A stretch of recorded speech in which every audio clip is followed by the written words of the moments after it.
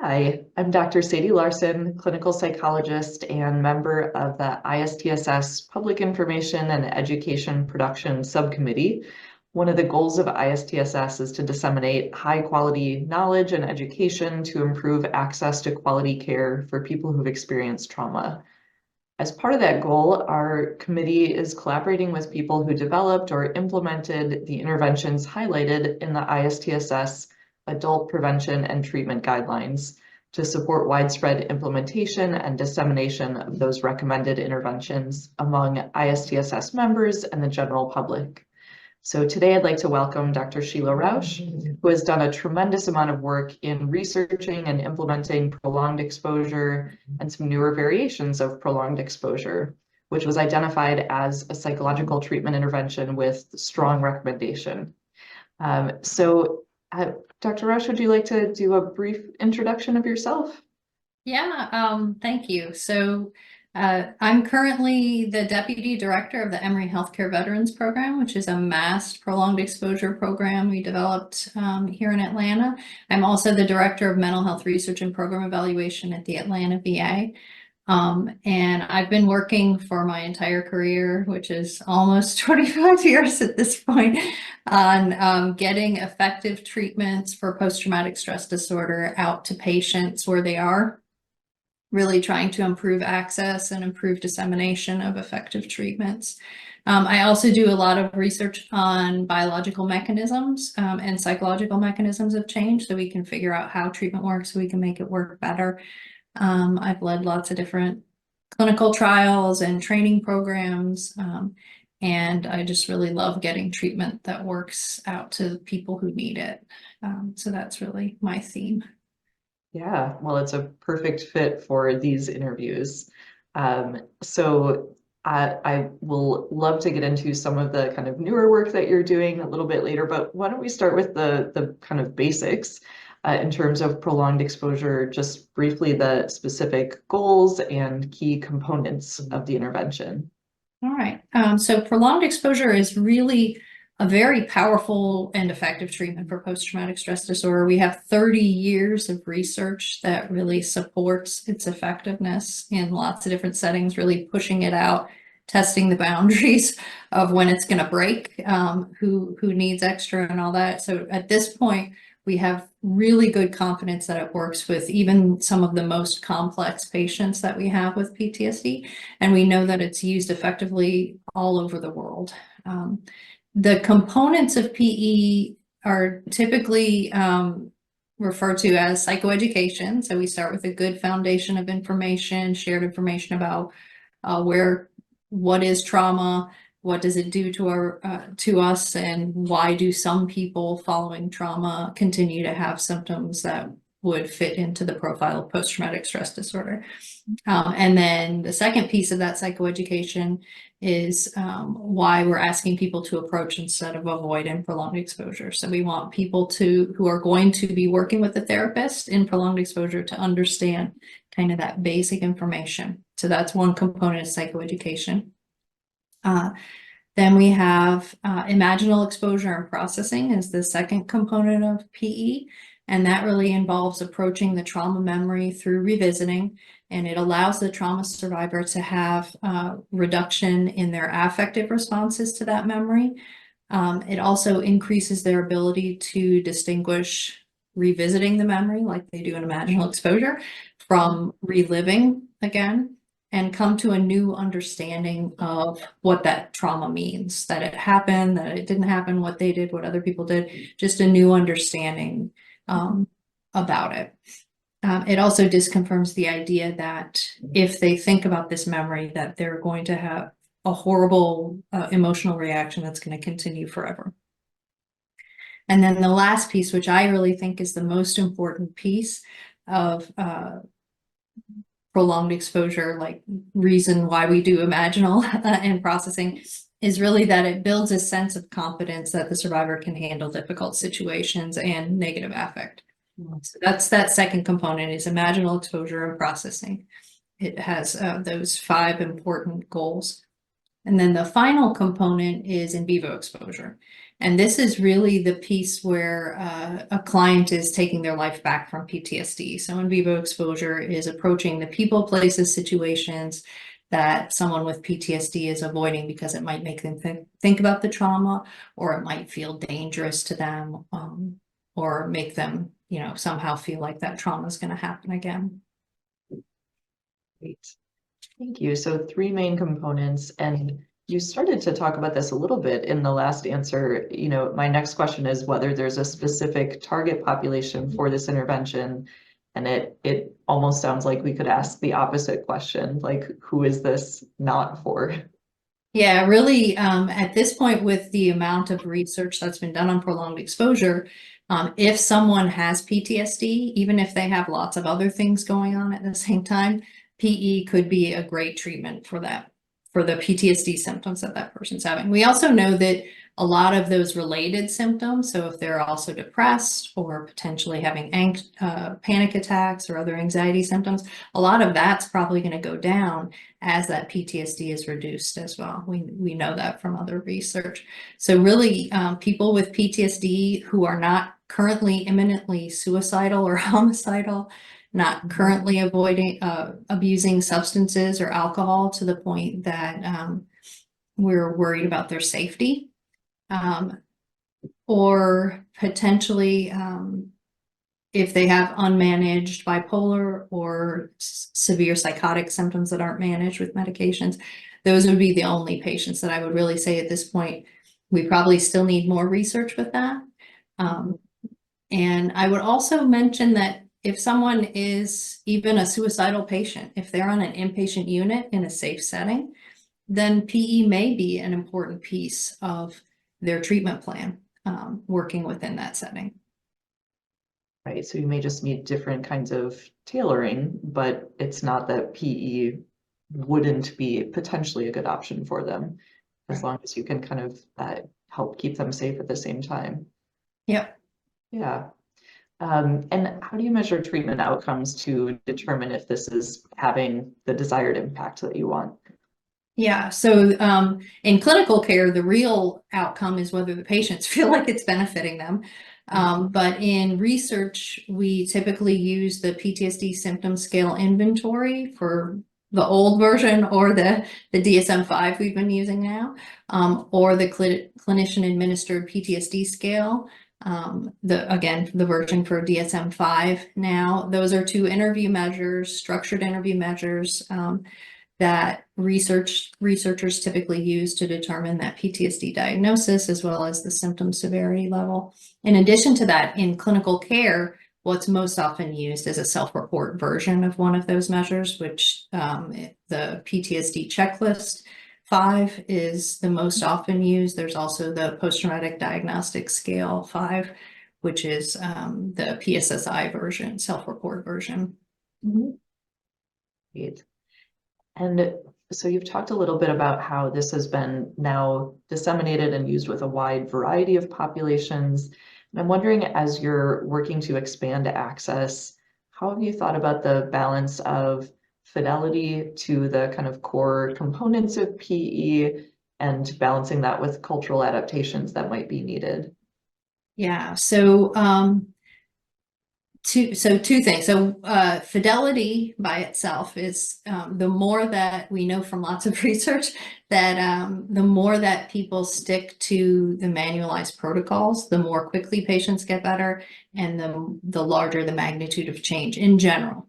That being said, there's a lot of leeway, and PE is an individualized protocol. That's part of what's built into that fidelity, is that each patient we're working with, the provider needs to be approaching that person in their context. So that context might include their gender, their ethnicity, their race, all of those things. You want to be already working with any patient. You want to be culturally competent to work with the presenting factors that are impacting that patient. So PE itself is a protocol that can be used across lots of different cultures. we want to make sure that we're all doing culturally competent practice on our own. So if you don't have a sense of a certain culture or person or speak their language, then that's an additional thing for you to address. But as far as the PE protocol itself, it has that individualized component that allows it to be used in lots of different settings. I also, though, will speak to when we take prolonged exposure and move it into a completely different culture. Like I did some training with people in Japan. I'm working currently with a group in South Africa. And typically in the research and clinical work that's been done in completely different cultures, the first step is to work with people who are in the mental health system in that culture to figure out what needs to happen. Will this fit in the system as it is? What do we need to change? Session lengths, the content, the psychoeducation, verbal versus like written kinds of materials, what's going to work best. And that's really done as we're kind of adapting it for use in those settings. Yeah, so I hope I got all of what you were asking with that question. Yeah, no, that's really interesting. And I'm just curious with the work that you're doing in Japan or South Africa, have there been changes that people have recommended?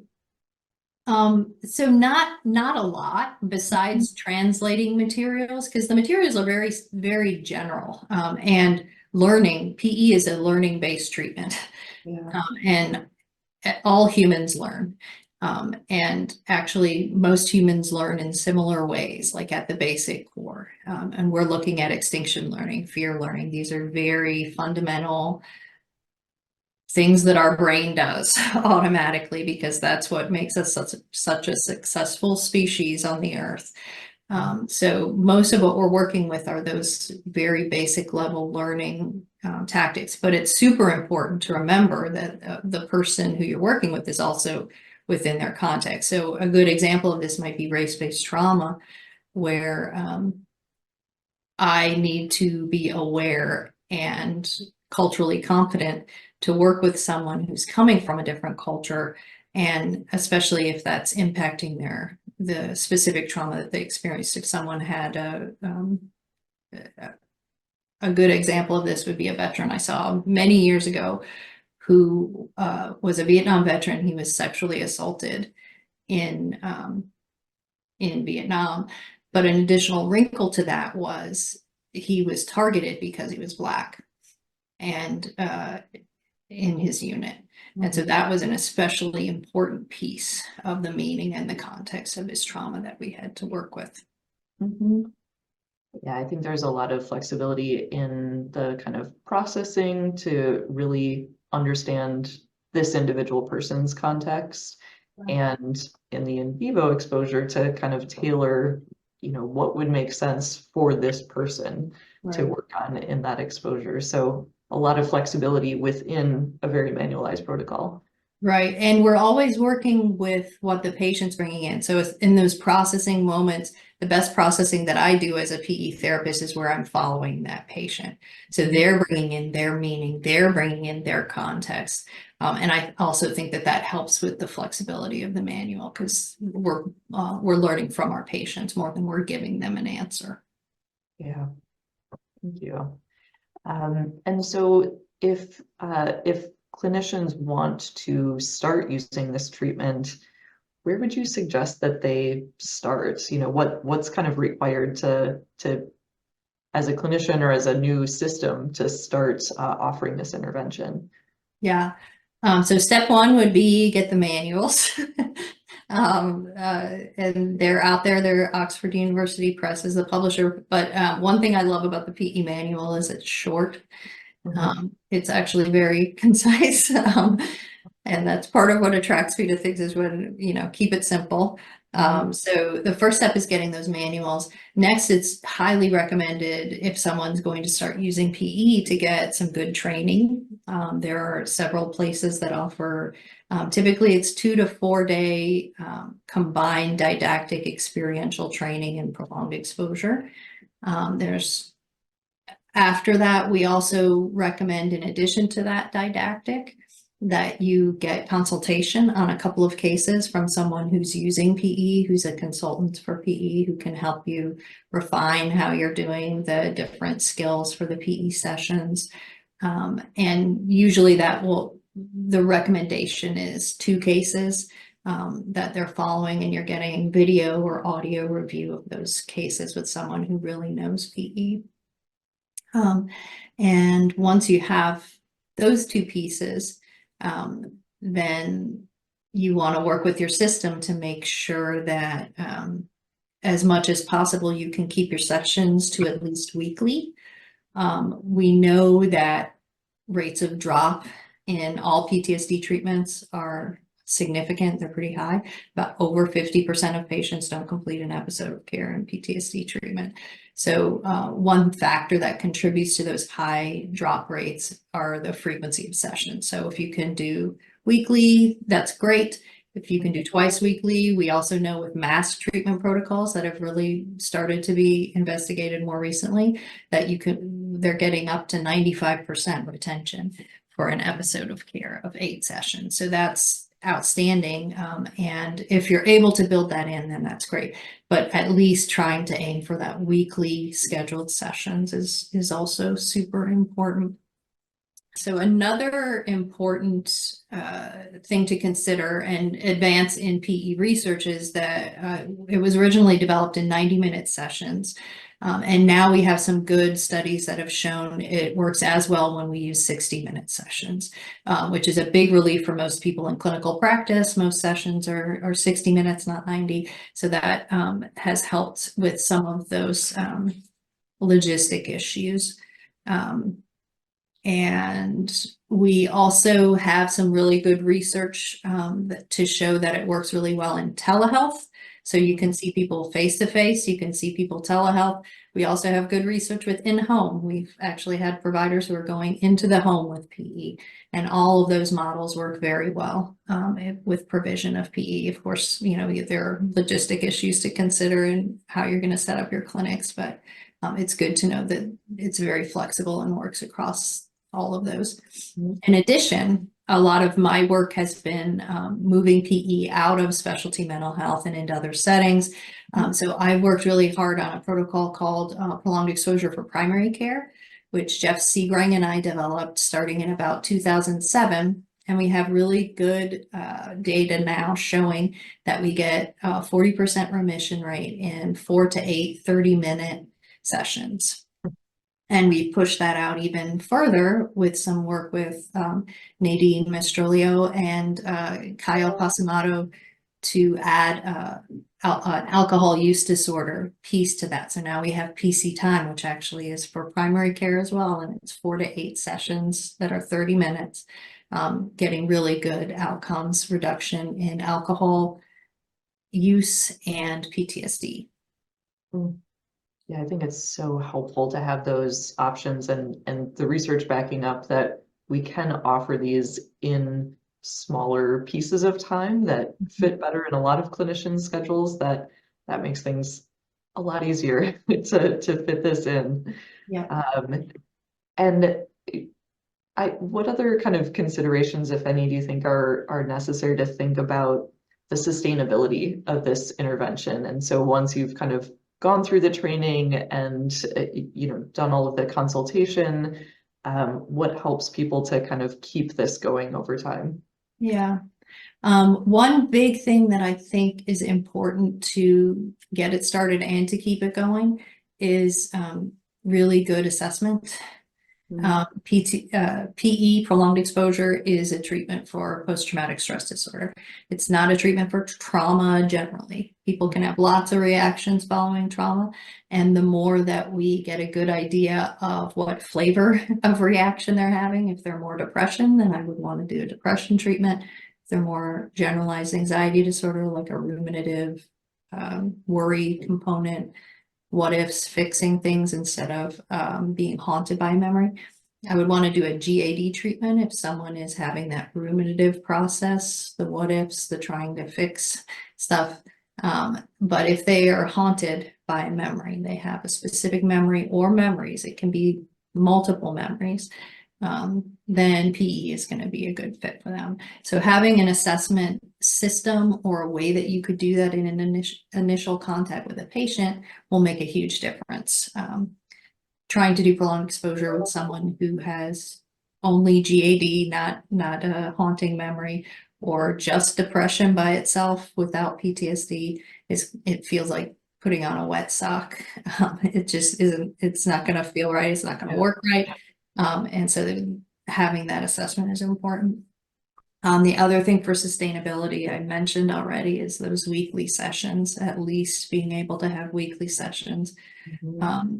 On occasion, if you have a patient who absolutely can't come in weekly, you can try it, but I would like to give them kind of real informed consent that I think that will put them at a higher risk of not being able to finish an episode of care. The last thing would be a recommendation I would make, and that's for any group that's doing post-traumatic stress disorder treatment, whether it's PE or something else, having a good provider consultation group where people can bring cases, they can talk about how things are going, what's going well, what's not going well, and problem solve with other providers, and also just a place to vent when you hear difficult stuff, which you will if you're doing any kind of PTSD treatment. I think that's a really important piece for that. Provider self-care and long-term sustainability over time. Yeah, that's such an important point. So whether it's, you know, if you're working with veterans, there's the PTSD consultation program, but if you're not working with veterans, I think finding that kind of built-in consultation group, I agree, super important. And I think the assessment point is a really good one too, that oftentimes with the consultation program, when we would get challenging cases, it was just sometimes, oh, this person has had a trauma, but not PTSD. Right. And so you're right, PE is just not a good fit for everything that follows after trauma. Right. So that's a really good point. And I feel like we've talked through some of these, so you may not have something else necessarily, but any other kind of challenges or lessons learned from implementing this intervention? I mean, I think you've talked about implementing it in a wide range of settings, even countries, making it shorter, making it, you know, changing it up in different ways. Any other kind of lessons learned in that implementation process? So I think the biggest lesson I've learned is the more that we can get our treatments out of specialty mental health and in different settings where the people suffering with PTSD actually are, the more likely they are going to be to take up that treatment, to actually do it and approach. PTSD is a disorder of avoidance, and most people with PTSD will never even initiate an episode of care in their life. So we're really, our first job as PTSD providers is to try and overcome that avoidance. And I would say that that's really the biggest challenge that I face on a day-to-day. So trying to find ways to get people to approach instead of avoid, even just in their lives, so that they'll come into care. That's really my biggest challenge, and kind of finding low burden interventions, but also finding ways to have lots of messages and lots of doors that people can enter mental health care through, whether it's primary care or some other medical appointment or going to their church or community activities, any kinds of ways that we can create doors for people to enter mental health is going to help our community in the long run to reduce rates of PTSD. Yeah, that makes sense. Getting outside of our kind of bubble of specialty mental health and the many people who won't find their way there. So the last question is about any other changes to the way this treatment has been implemented. And again, I think you've talked about some of those. So moving to showing or evidence that shorter sessions can be as effective as longer ones, making these adaptations to offer this in primary care. Any other changes that you'd like to highlight? Yeah, so I would also want to highlight how much work has been done pushing this out to other comorbid patient populations. I mentioned alcohol and substance use, but borderline personality disorder is another group that we use PE with with great results. Traumatic brain injury is another group, even up to moderate, and some work with severe patients that if they have PTSD in addition, if they can still lay down those tracks and learn, then PE can be a really good treatment. Dementia is another group that we're doing some good work with. If they're, as long as they have some learning that's retained, they may still benefit from prolonged exposure if they're suffering with PTSD. And then the other place where I'm really excited about a lot of work going on is identifying people who are on a slow or a low response trajectory early in treatment.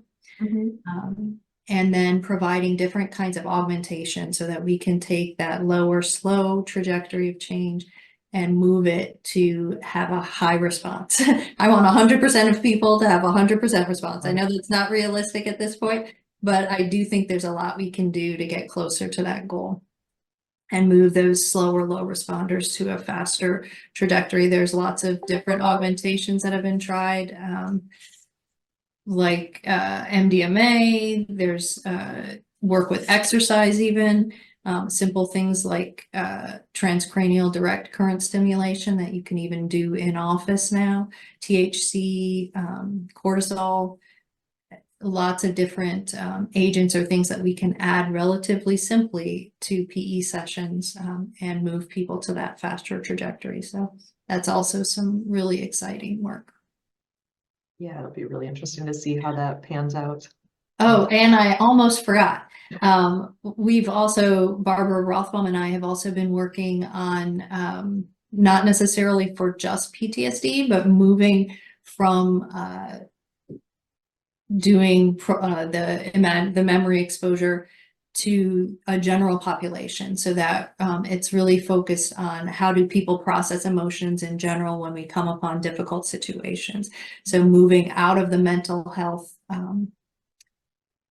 clinics, moving out of the mental health area really to the general population, and how do you use these emotional processing skills just generally in life so that you can thrive and be happy and figure out difficulties.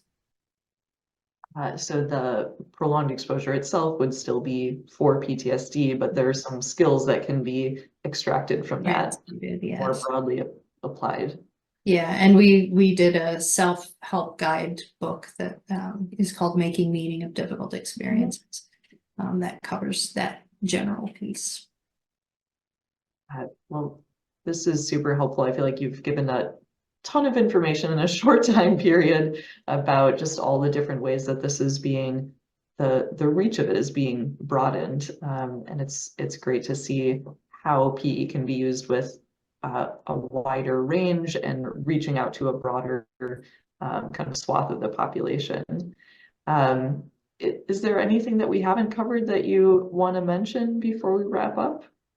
No, I thank you so much for inviting me to talk today. Anything that gets the word out that treatment works, I'm always on board with. So thank you. Well, thank you so much. I really appreciate it. And it's been great talking with you today. Thank you, Sadie.